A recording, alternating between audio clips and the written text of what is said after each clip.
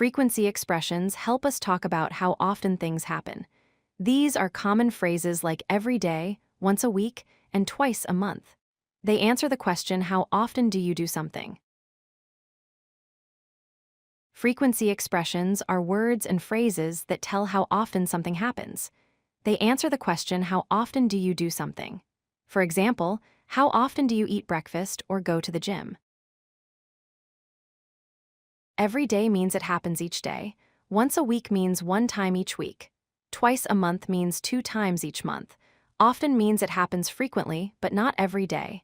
Sometimes means it happens occasionally. Rarely means it almost never happens. Listen to these example sentences. I exercise every day. She calls once a week. We meet twice a month. He studies often. They travel sometimes. Notice how the frequency expression shows exactly when these actions happen. Here are more examples you can repeat. I brush my teeth every day. She visits her grandmother once a week.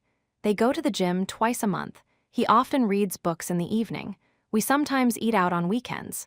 Practice saying these sentences. Now practice completing these sentences. Think about your own habits.